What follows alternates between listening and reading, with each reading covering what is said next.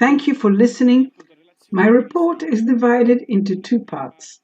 A first part where I will present Arne Naess' thinking about deep ecology, while in part two I'm going to read the first part of the Canticle, which is the part that is mostly about the aspects of creatures, so not just the part of the Canticle. I will analyze this text through the categories used by Arne Naess in his thinking. It's becoming increasingly evident that human influence significantly impacts the transformations occurring on our planet. If we were to pinpoint a pivotal year in the path of the ecological crisis, it would be 1972. This is the year when three fundamental factors became globally interconnected: pollution in its various forms, population growth, and resource depletion. 1972 stands out as a watershed moment because it marks the publication of the Limits to Growth report, famously known as the Meadows Report. This report, commissioned by the Club of Rome, a consortium of entrepreneurs, tasked researchers with assessing the contemporary situation. The report warned about the potential exhaustion of resources and the adverse environmental impact of human activity, highlighting negative externalities on ecosystems. It advocated for policies that would curtail both production and population growth. Following this pivotal moment, a shift occurred in philosophical discourse. Previously, there had been a singular philosophy of nature, but now certain thinkers began to take a deeper interest in the subject.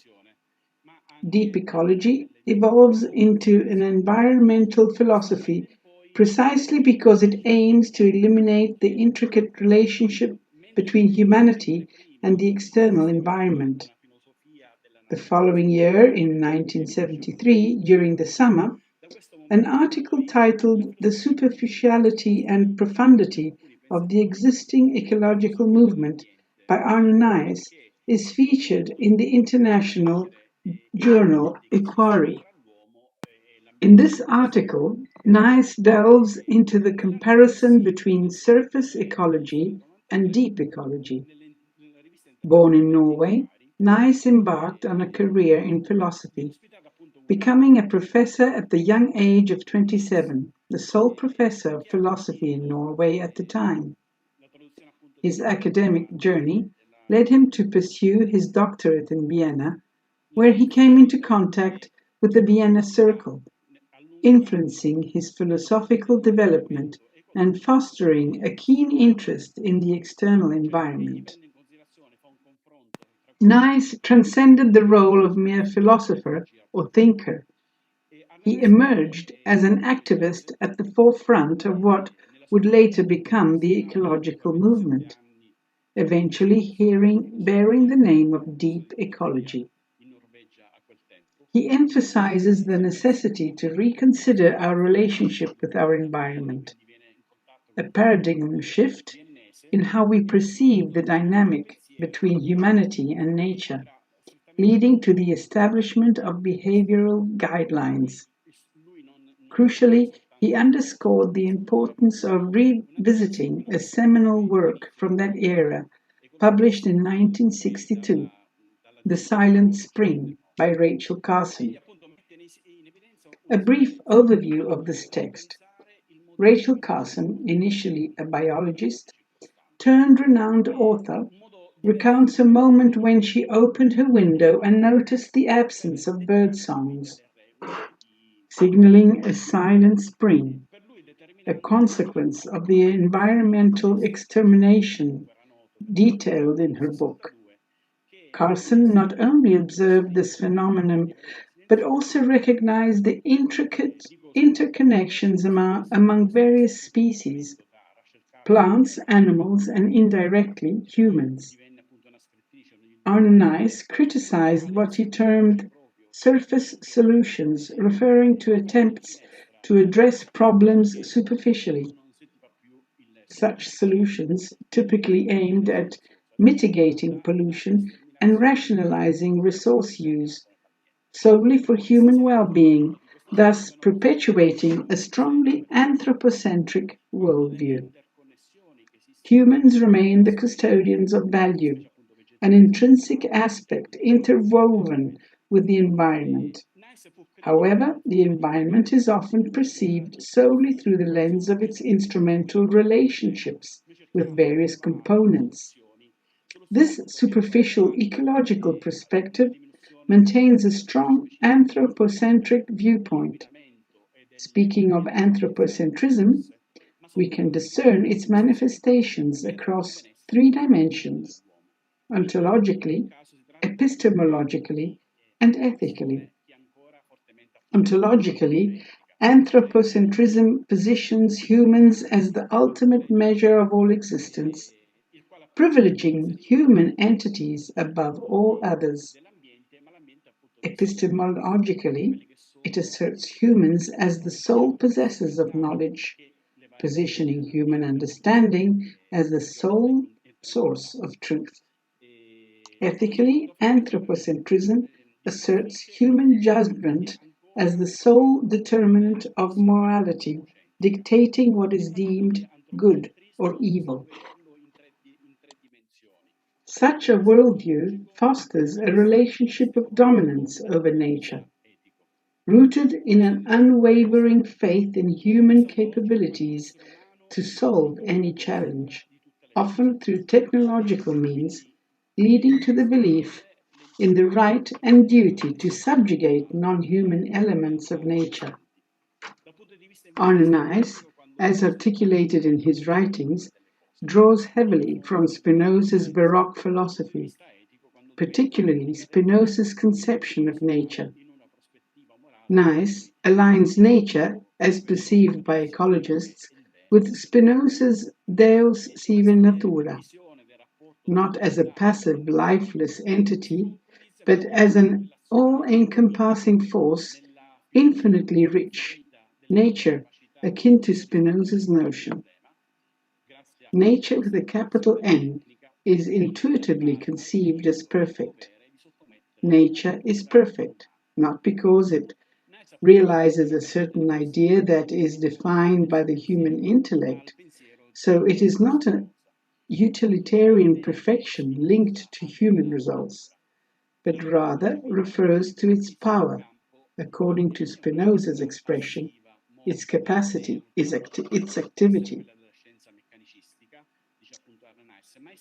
In contrast to surface ecology's shallow solutions, Arne Naess champions deep ecology as a profound philosophical stance. Deep ecology is underpinned by 7 principles.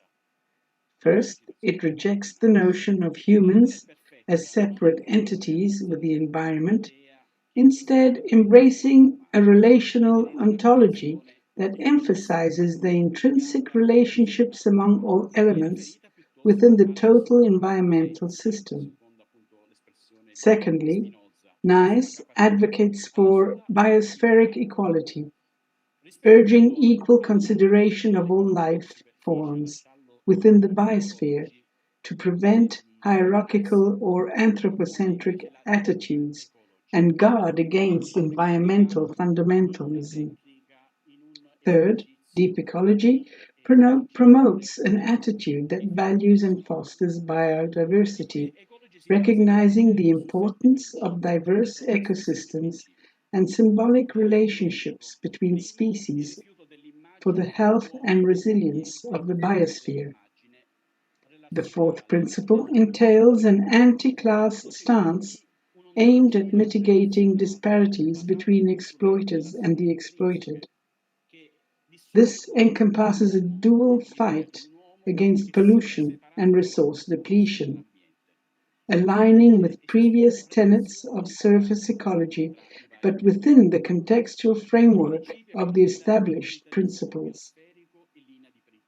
Complexity is embraced with this systemic view, recognizing it not as a complication but as an integral aspect that acknowledges the intricate relationships binding elements together.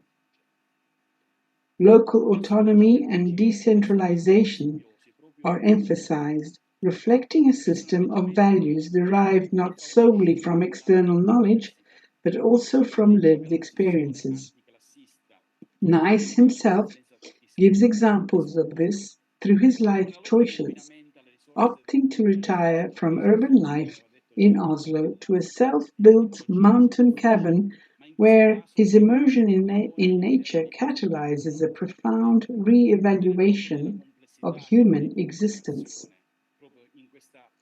Naess contends that all individuals are inherently part of nature, asserting in 1989 that ecology offers an approach defined in the word "everything depends on everything." This sentiment is later distilled in 2005 and reiterated in 2015 with "everything is connected." This approach can be extended to philosophical inquiries, particularly concerning humanity's place within nature and the quest for novel methodologies to articulate this relationship through relational systems and perspectives. Naess operates within a holistic, systemic worldview that seeks to unify separate elements. In this worldview, the world is perceived as a vast network of interconnectedness, where the significance lies not only in individual elements, but also in the interrelations, connections, and contexts that bind them. Systemic thinking, although already present in scientific discourse, finds resonance in philosophers like Capra, who gave the central idea that all living beings share a common life configuration. We exist as beings, living organisms, ecosystems, and social systems, all interconnected within the fundamental framework of a network. This network manifests as a web of relationships intertwining every component of a living organism, much like the intricate connections within an ecosystem, where plants, animals, and microorganisms interact, or within human communities too. In line with Arne's philosophy, we perceive the ecosystem as a network, a complex interplay of nodes, each representing organisms interconnected through relationships. Humanity, within this framework, is one of these nodes, not the controller of the net. According to Naess's systemic vision, humans do not dominate. Rather, deep ecology emphasizes the importance of preserving the universal interconnectedness, considering the global systemic aspect and avoiding dualistic thinking. Naess's interests in mountaineering, coupled with his role as a popularizer and activist, took him to various parts of the world, particularly in the East, regions such as the Himalayas, China, and India. It was during these journeys that he encountered Eastern philosophies, particularly Taoism, which profoundly influenced his thinking. One notable influence on Naess's thinking is the concept of yin and yang, where opposites do not contrast but rather exist in harmony with each other. This notion profoundly shaped his perspective, reflected in his formulation of ecological concepts. For Naess, ecology transcends mere scientific study. It embodies a form of wisdom. It encompasses not only knowledge but also action, guided by an individual's code of values and worldview, informing decisions regarding humanity's relationship with nature. At the core of Naess's ecological perspective lies an ontology of relational nature, a redefined concept of personal identity. These ideas emerged during a period starting from the early 1970s when philosophers began to delve into environmental philosophy. Naess diverges from the path of our environmental ethics, opting instead to prioritize relational ontology. He contends that before addressing ethical considerations, it is essential to perceive the world differently, thereby influencing behavioral and lifestyle changes. Moreover, depth holds an agnosiological significance for Naess, urging an exploration of reality through a phenomenological lens when addressing environmental issues. He advocates for what he terms spontaneous experience, a mode of perception made possible by humanity's inherent interconnectedness with the world. Through such experience, individuals realize their inseparability from the natural world they observe. Naess contends that humans, through empathy and compassion, expand their sense of self to encompass a relational beinghood, fostering solidarity with fellow humans and empathy towards non human beings. This gives rise to the concept of the ecological self, wherein humans are inherently intertwined with nature from birth, engaging in relationships that extend beyond the human realm to impact other living beings. This process of self realization, as Naess describes it, involves a departure from mere self preservation towards the fulfillment of one's potentials, akin to Spinoza's notion of being capable without imposing upon others. According to Naess, this evolution occurs through an inevitable identification with others, leading to the enlargement and deepening of the self. We recognize ourselves in others, hence, our self realization is hindered if the self realization of those we identify with is impeded. Human beings possess a unique capacity for developing a broad and profound interest in living conditions in general, thus bearing a particular responsibility towards other species. However, Naess's ideas faced considerable criticism, misunderstanding, and even opposition. Consequently, he often endeavored to clarify his thoughts in his writings, aiming to convey his new environmental vision more comprehensively. In 1984, alongside Giorgio Session, Naess revised the 7 points of deep ecology.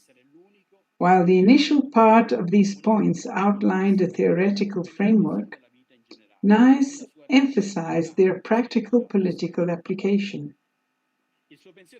He asserted that deep ecology's purpose is to foster awareness, not merely to prompt behavioral change, but to facilitate inner transformation, subsequently leading to social change. Naess thus shifted the focus of his proposal from purely theoretical to a pragmatic political instrument. He advocated for activism grounded in the utility of philosophy as a means of comprehending and ultimately transforming the world. This transition underscores his philosophy's practical relevance, aligning it more closely with real-world application. It's a critical methodology that aims to understand the motives behind actions, allowing individuals the freedom to formulate their own worldviews. Naess is not interested in presenting a rigid philosophical system, but rather encourages individuals to develop their own ecological perspectives. Central to this approach is systemic pluralism and the acknowledgement of diverse interpretations of reality. Transitioning to the lyrical analysis, particularly the first part, we find connections to Anani's ideas. In a biographical account from the compilation of Assisi, Brother Leone, an eyewitness to Francis of Assisi's experiences, recounts the composition of the initial part of the Canticle of Creatures. This composition occurred in San Damiano during a night of illness, suffering, and blindness for Francis, amidst a torment from mice. Unlike a serene contemplation of nature's beauty, this experience was marked by turmoil. From this adversity emerged a new perspective on creation, akin to the rising sun after a dark night. Francis expressed a desire to compose a new hymn of praise to the Lord for his creatures, emphasizing their essential role in daily life and humanity's ingratitude towards the Creator. This echoes Naess's emphasis on recognizing the interconnectedness between humanity and nature and acknowledging our responsibilities towards the environment. This ingratitude is expressed in the first verse of the Canticle, highlighting the impossibility of adequately praising the Most High. Beyond being a matter of negative ideology or character, it poses a moral question. As Francis himself emphasizes in the fifth admonition, humanity fails to recognize the sublime condition bestowed upon them by the Lord, while all other creatures under heaven dutifully serve, know, and obey their Creator. Therefore, when humans indulge in vice and sin, they crucify him. Man's unworthiness stems from both offending the Creator and mistreating his creatures. The Canticle extends fraternity to all natural essences, transcending their reduction to mere instruments, an outlook prevalent during Francis's time, rooted in a presumed unworthiness. Francis's Christianity diverged from Cathar theories that attributed the creation of the physical world to the devil, fostering contempt for all material things, including non-human creatures. Instead, the Canticle heralds a renewed reverence for nature, recognizing its inherent dignity and value. This re-evaluation prompts humans to reconsider their relationship with the natural world. In the Canticle, the stars are the first creatures invited to praise God, arranged not by their distance from Earth, but by the intensity of their splendor. This underscores attention not only to human beings, but to all beings on Earth. Francis articulates his astronomy within the context of the four elements, aligning the celestial and the terrestrial realms into a holistic understanding of creation. The Canticle begins with air, the element closest to the celestial vaults, and concludes with earth, the foundation of all creation. Within the Canticle, categories traditionally reserved for specific types of relationships and typically human virtues are expanded to encompass human interactions with nature and its individual components. Francis recognizes individual creatures not merely as objects, but as subjects, each distinct from one another and from humanity. He employs terms of otherness to refer to these non-human entities, acknowledging their unique identities. Furthermore, Francis identifies conceptual categories of parental relationships that legitimize the presence of these entities, assimilating them to human beings. Thus, the cosmic fraternity depicted in the Canticle represents an extension of traditional conceptual categories beyond the realm of humanity, underscoring the interconnectedness of mutual respect between humans and the natural world. Arne Naess draws from Gestalt psychology as he explains in one of his writings. Fragments, when viewed as part of a broader Gestalt, become easily understood. For instance, a single grain of sand can evoke the image of an entire beach in a spontaneous manner. However, upon closer examination, that same grain of sand possesses defined shapes, colors, and brightness, revealing a microcosm ripe for infinite discoveries. Naess marries an ontological realism akin to the perspective articulated by Francis in the Canticle, which encompasses not only the primary objective qualities such as form, dimension, and movement elucidated by science, but also secondary qualities like colors, scents, and sounds derived from subjective experiences of reality. Furthermore, Naess introduces the concept of tertiary qualities, which arise from the subject's projections onto the external world. Qualities such as beauty, ugliness, joy, or melancholy.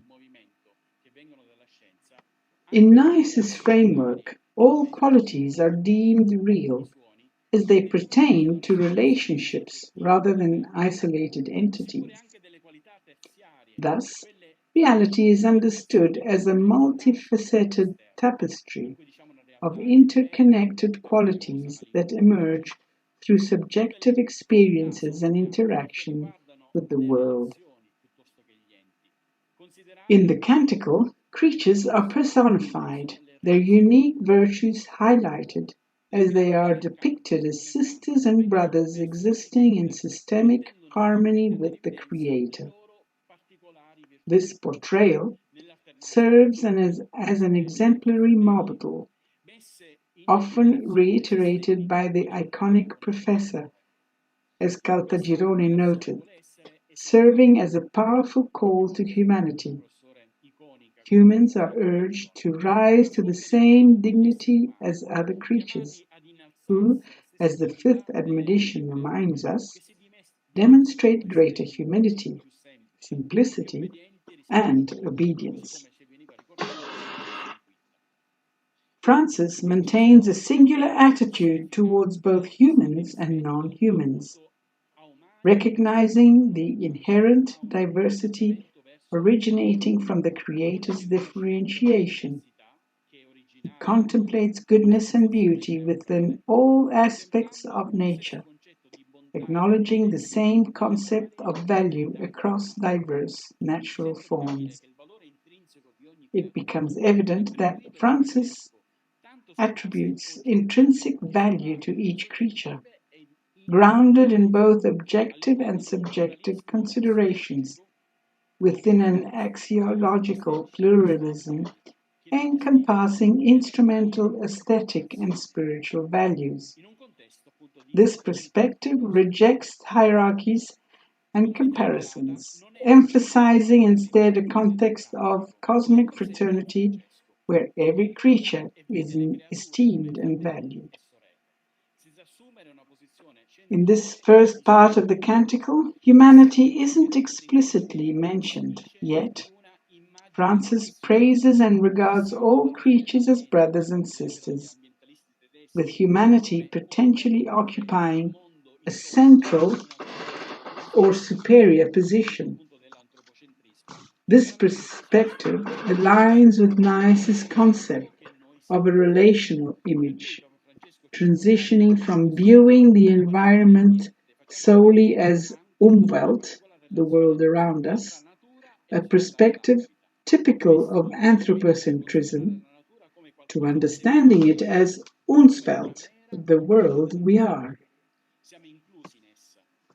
Pope Francis underscores this interconnectedness in Laudato Si, noting that when we speak of the environment, we refer to the relationship between nature and society, emphasizing our inclusion within nature rather than viewing it as a separate or merely a backdrop of human life.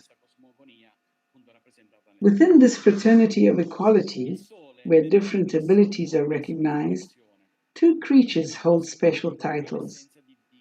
The sun is referred to as Mesor, symbolizing the essence of God, while Sister Earth is also hailed as our Mother, marking the beginning and end of the cosmogony depicted in the Canticle.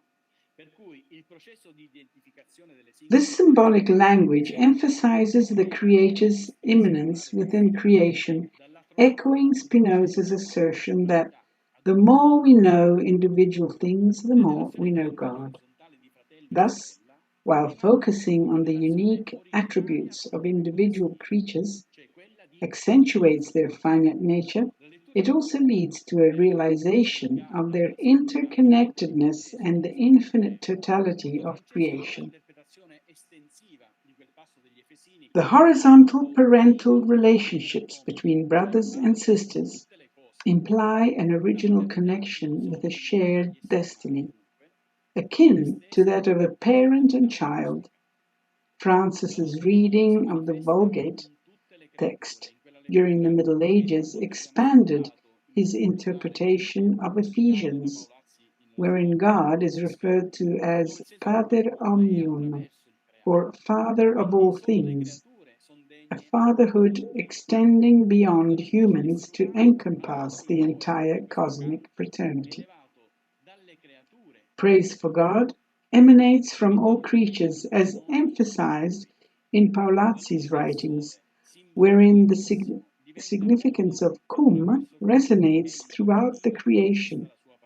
In this context, creatures take on an active role, directing humanity towards a higher song, from creatures to creator, being illumined for him. The sunlight, symbolizing the divine, serves as a manifestation of God's fatherhood, meeting the needs of all creatures providentially. Similarly, the earth is depicted as a mother, sustaining and governing life. However, misinterpretations of biblical passages, such as the directive for humanity to subjugate and dominate the earth in Genesis, have often led to the exploitation of nature to the point of destruction, as noted by Pope Francis in Laudato Si. This criticism underscores the importance of contextualized exegesis in understanding biblical teachings and avoiding environmental degradation.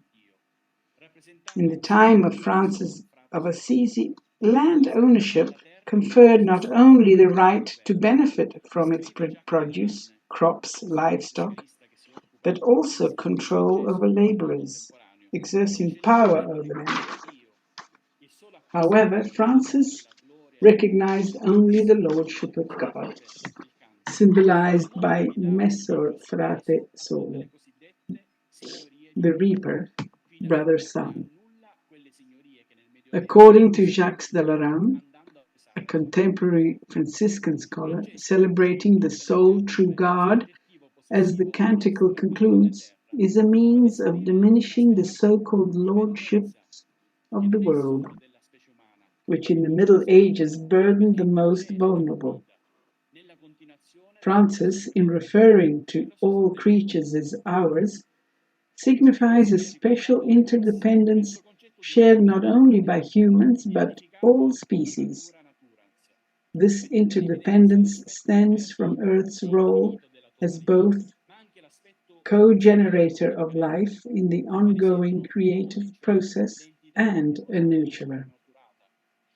Naess invokes Spinoza's concept of an immanent God identified with nature, emphasizing both the creative infinity and finite nature of totality. Within this framework, Earth, while created and transcendent, participates in the ongoing process of creation as a sister and mother, co-generating life despite not being the creator.